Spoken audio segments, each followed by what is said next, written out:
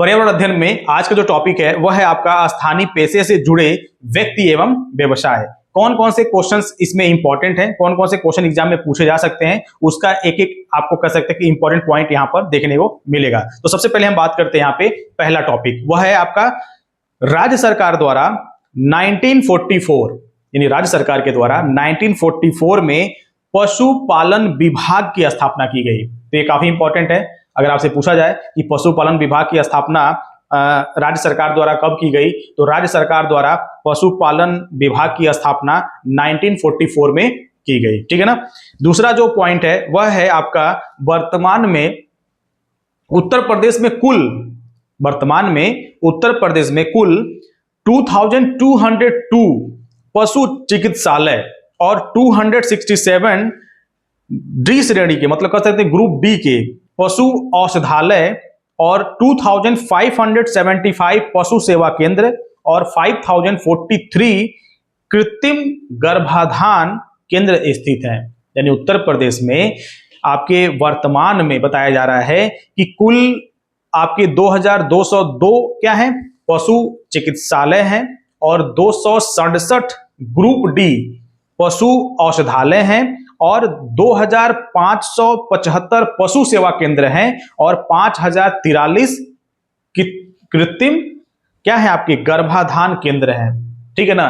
तो ये आपके उत्तर प्रदेश में है। वहीं पर हम बात करें वर्तमान में आपके उत्तर प्रदेश में 8 राजकीय गौसदन यानी गौसदन है, यानी गौसदन राजकीय गौसदन, ठीक है ना, जिसको राज्य सरकार के द्वारा चलाया जाता है तो उत्तर प्रदेश द्वारा।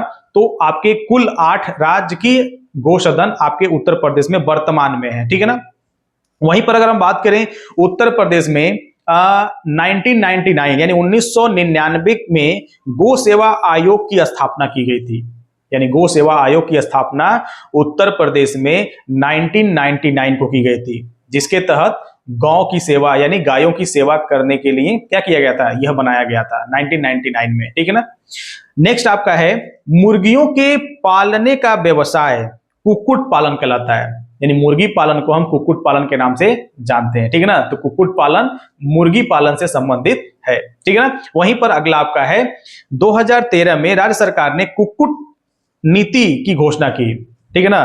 कुक्कुट नीति क्या है? कुक्कुट नीति, देखिए कुक्कुट नीति का मतलब यहाँ पे हम सबसे पहले बात करें कुक्कुट के बारे में। तभी मैंने बताया ना कुक्कुट जो है वह मुर्गी पालन से रिलेटेड है। तो कुक्कुट पालन नीति की जो स्थापना है यानी घोषणा जो है वो 2013 में राज्य सरकार ने की थी। ठीक है ना। उत्तर प्रदेश सरकार ने 2013 में कुक्कुट नीति की घोषणा की थी। वहीं पर उत्तर प्रदेश में मछली उत्पादन झांसी, चित्रकूट, हमीरपुर और पीलीभीत में सबसे ज्यादा होता है। यानी उत्तर प्रदेश के आपके चित्रकूट में, हमीरपुर में और पीलीभीत और झांसी में मछली पालन सबसे ज्यादा मात्रा में किया जाता है। वहीं पर अगर हम बात करें भारत में मधुमक्खी पालन की, तो भारत में मधुमक्खी पालन उत्तराखंड, शिमला आदि स्थानों पर होता है। ठीक है ना। मधुमक्खी पालन ऐसा नहीं कि केवल इन्हीं दो जगहों पर होता है, और जगहों पर होता है। सबसे प्रमुख कहा जाए तो आपके उत्तराखंड और शिमला है। वहीं पर उत्तर प्रदेश में मधुमक्खी पालन की अगर हम बात करें तो उत्तर प्रदेश में मधुमक्खी पालन बस्ती में, इलाहाबाद जो कि प्रयागराज, ठीक है ना, सहारनपुर और मुरादाबाद में किया जाता है। ठीक है ना। सबसे अधिक किया जाता है। वहीं पर अगर हम बात करें यहाँ पे अगला जो टॉपिक है जून 2015 में मत्स्य पालन को कृषि का दर्जा दिया गया। यानी मत्स्य पालन यानी मछली पकड़ना यानी मछली को पालना, इसकी कह सकते हैं कि इस पालन को कृषि की दर्जा कब मिली थी, तो कृषि की दर्जा मिली थी जून 2015 में। जून 2015 में मछली पालन को कृषि का दर्जा मिला। ठीक है ना। वहीं पर अगर हम बात करें भैंस की उत्तम नस्ल, भैंस की जो सबसे उत्तम जो नस्ल होती है वह कौन सी होती है? मुर्रा नस्ल। यानी मुर्रा नस्ल की जो भैंस होती है वो सबसे उत्तम नस्ल मानी जाती है, क्योंकि मुर्रा नस्ल की जो भैंस होती है ना बहुत दूध देती है। उसका जो दूध होता है ना वो उसकी जो क्वांटिटी होती है वो सबसे ज्यादा होती है। ठीक है ना। तो सबसे अच्छी नस्ल अगर माना जाता है किसी को भैंस में, तो मुर्रा नस्ल की जो भैंस है ना वो सबसे ज्यादा अच्छी कह सकते हैं कि आपके नस्ल में से एक है।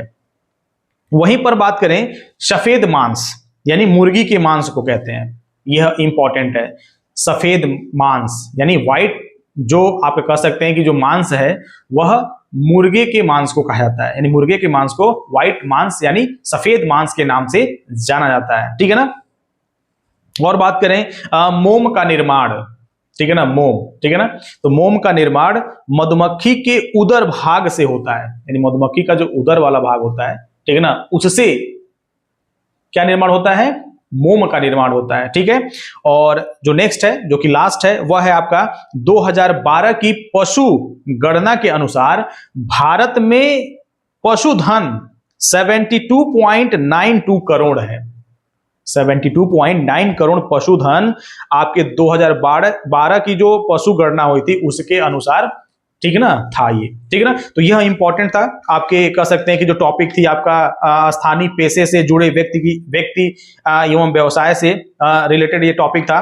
नेक्स्ट टॉपिक होगा आपका वाटर से, यानी जल से होगा, जो कि नेक्स्ट वीडियो में आपको मिलेगा। तो अगर आपको वीडियो अच्छी लगी हो तो उसको लाइक करके सब्सक्राइब कर लें, दोस्तों के साथ शेयर करें, और नए टॉपिक से जुड़ने के लिए आप चैनल को जरूर सब्सक्राइब करें। ठीक है ना। और अगला टॉपिक जैसे ही आपको आएगा, नोटिफिकेशन मिलेगा, इसके लिए आप बेल आइकन जरूर दबा लें। ठीक है ना। धन्यवाद।